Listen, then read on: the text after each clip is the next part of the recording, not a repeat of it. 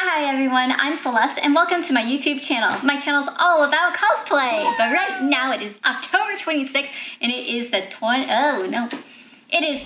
days of Halloween, and you know what that means? A little bit closer to that special day, October 31st.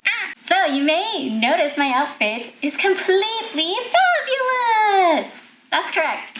Today, I am going to be showing you how to create a really beautiful unicorn headpiece.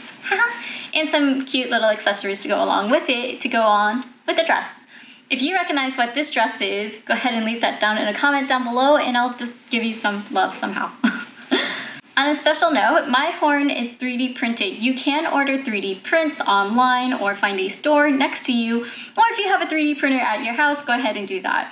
There are different ways that you can make horns, but this one of mine is 3D printed. Just putting that disclaimer out there. Now, I do want to evolve this outfit into a Princess Celestia costume, but right now we're just going to get the basics of being a beautiful little unicorn out of the way. So if you have any tips or tricks that you want to leave in the comments down below, if I'm doing something wrong, I don't mind. Go ahead and leave it there. But yeah, let's go ahead and get into today's tutorial of making the unicorn headband, the wristy cuffs, and this cute little belt.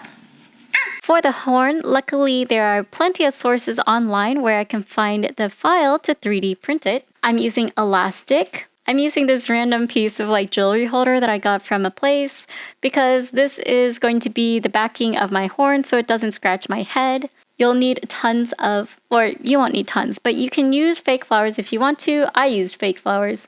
And you'll need some chain for your headband. I want this to be the main part of my chain so it's pretty and it's not that elastic. Also, if you feel like it, have some beads and sequins and everything else handy with some glue.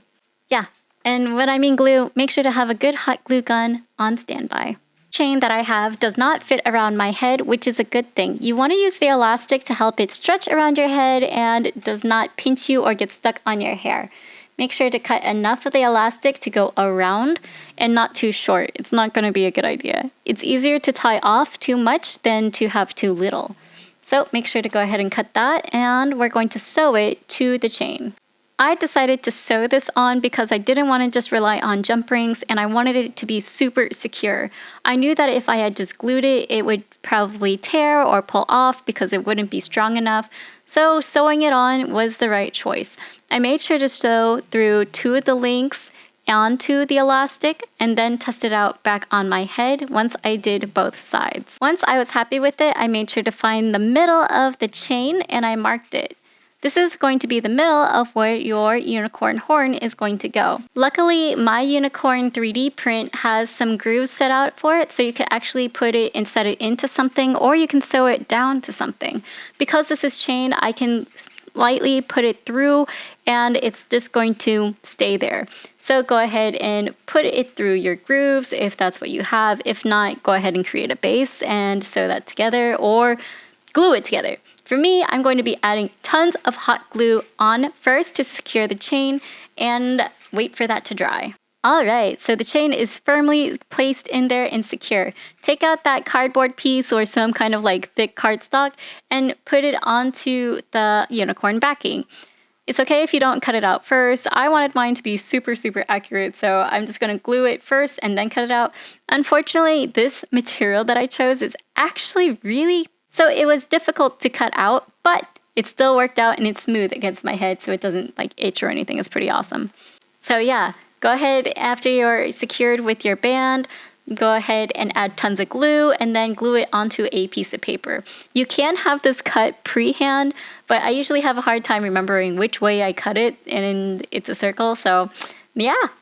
From here, I decided to try it on with my messy after going to school look. So it was actually a little bit loose and I made sure to mark it because my elastic was a little bit big, which is all right. This is adjustable. All you have to do is tie a knot in your elastic and ta-da, you're perfectly fine. Now if it's too small, then yeah, it's no good.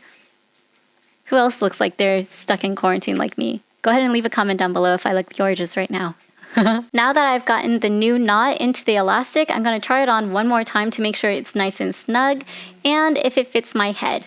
If it does, then we're on to decorating. Hooray, it fits. I'm a narwhal. Woo! If you want your unicorn horn to be basic, go ahead and leave it as is, but now I'm going to be adding some leaves and other things using needle nose pliers and some jump rings. I'm going to open a jump ring first, and then I'm going to slide it into a leaf. The leaves don't have anything, but I'm putting it on the stem. Then I'm going to put it onto one of the chains on the necklace piece that's now the headband piece. I don't know why I called it a necklace piece, but that's okay.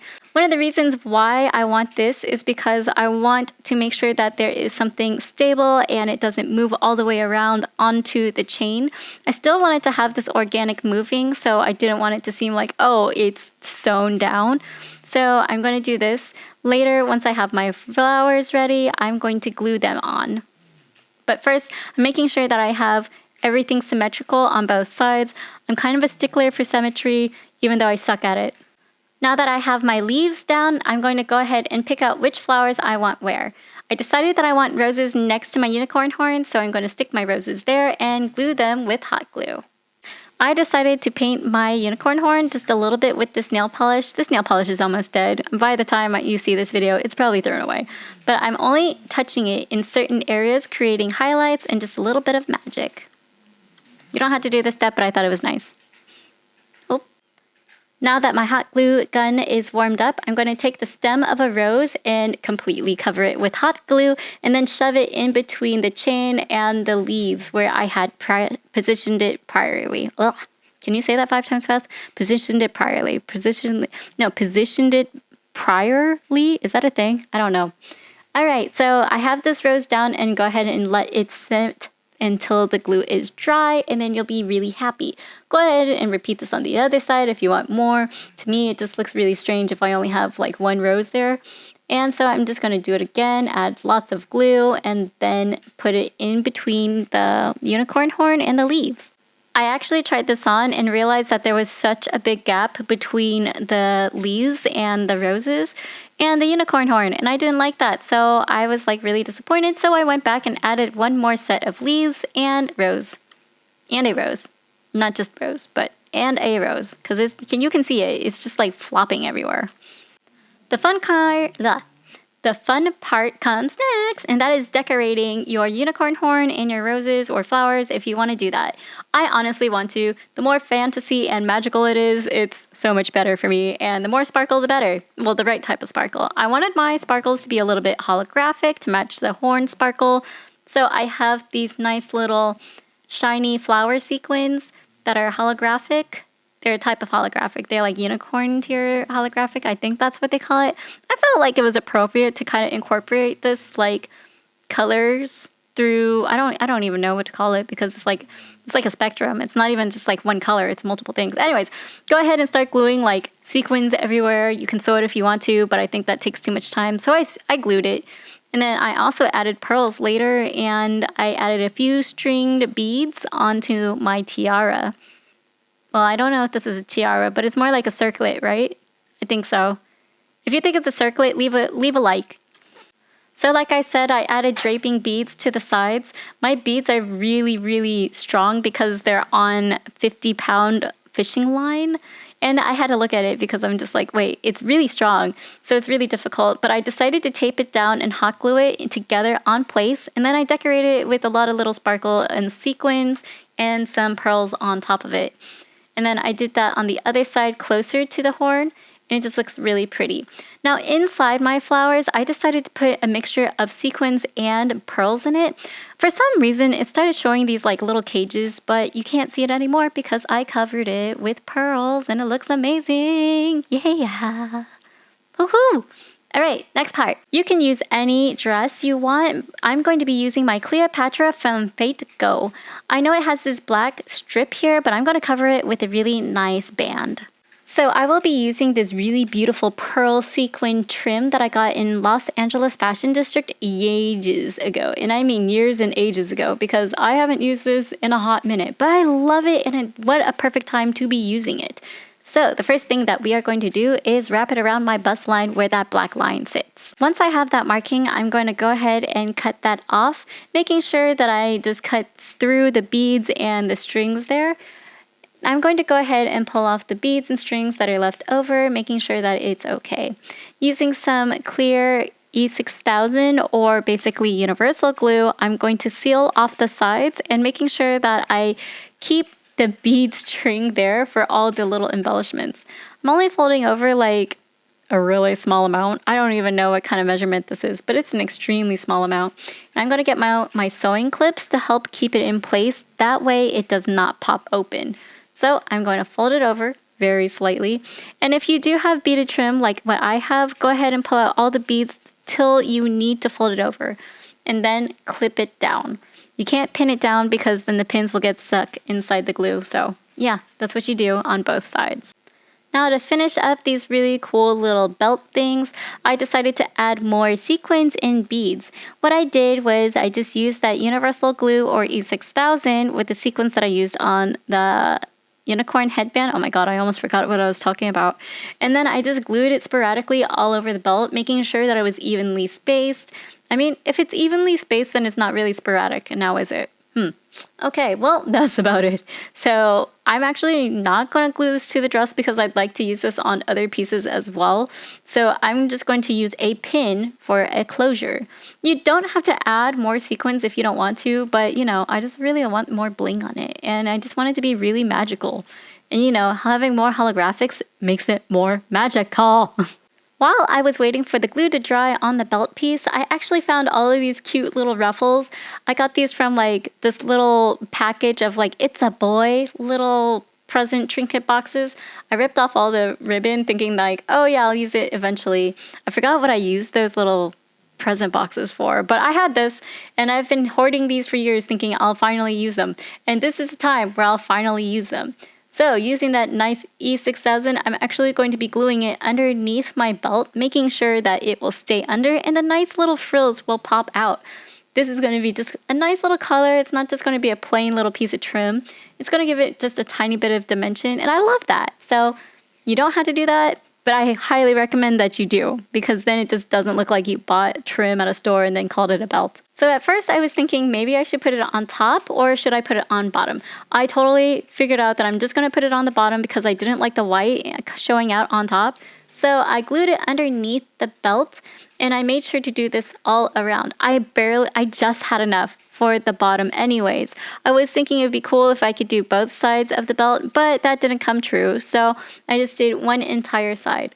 Once all of the glue was there on top of the ruffles and they were kind of like sticking, I made sure to weigh it down lightly with a notebook. And then all I had to do was wait for the glue to dry there. I made sure to go back and check if there was any spots that was bald to add more glue and then wait again until it was dry.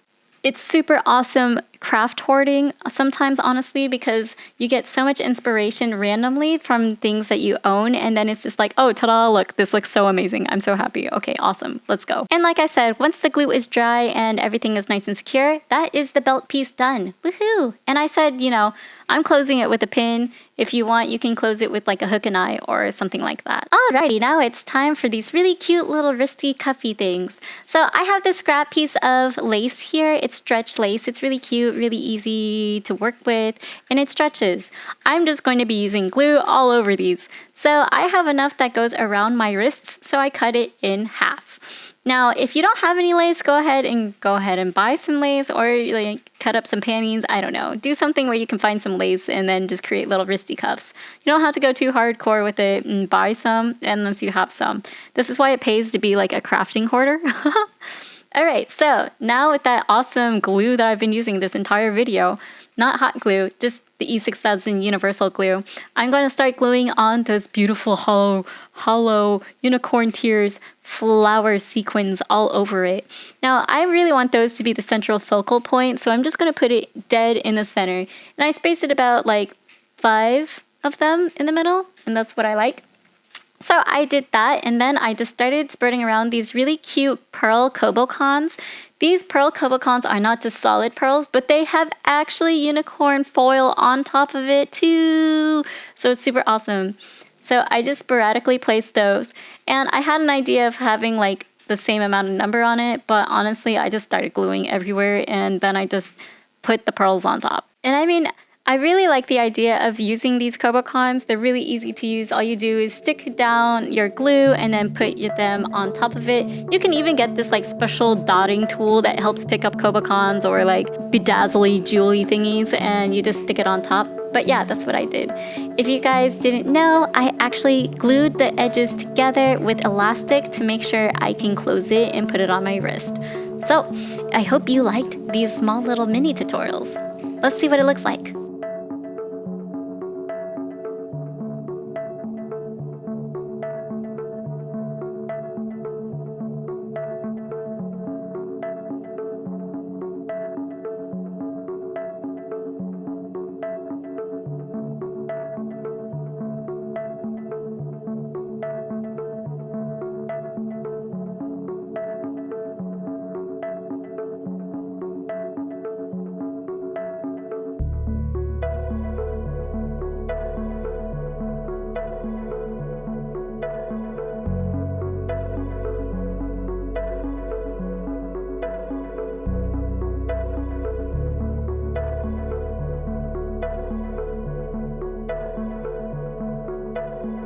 So I really think that this outfit is so cute. I honestly don't want to take it off. It is so much fun. Like, I like having the horn here, but because I'm so short, I have a feeling I'm going to stab someone's eye out. So I might not want to wear this out in person and go to a close party. No. I do want to wear this out in person, but I have to be careful that I don't stab someone in the eye with my unicorn horn. So you don't need something extremely long, but just keep in mind of who's going to be next to you, or if you have a child and they turn really hard and then they stab you in the ribcage. That's gonna suck. Also, I did throw on a really colorful wig that you see here. I got this secondhand off of a friend. You can pick any kind of wig, you can use your normal hair as well, but I decided to use a wig because I think being a fantasy creature is so much more fun with colored hair. My hair is colored, it's just not this kind of color. Can you imagine how fun that would be? I feel so cute. I just don't want to like change. I just want to wear this all day. It's so comfortable. This dress is one of my favorite dresses that I've made in a while. Actually, that's a long time. I made this like 2 years ago, actually. Huh, interesting. But thank you so much for lasting to the end of the video here. If you haven't checked out the playlist of the 31 Days of Halloween, go ahead and do that somewhere in the cards or in the description or here at the end screens. If you like the stuff that I'm putting out, make sure to click that thumbs up. Thanks so much for watching, and I will see you in a future video. Stay spooky. Bye!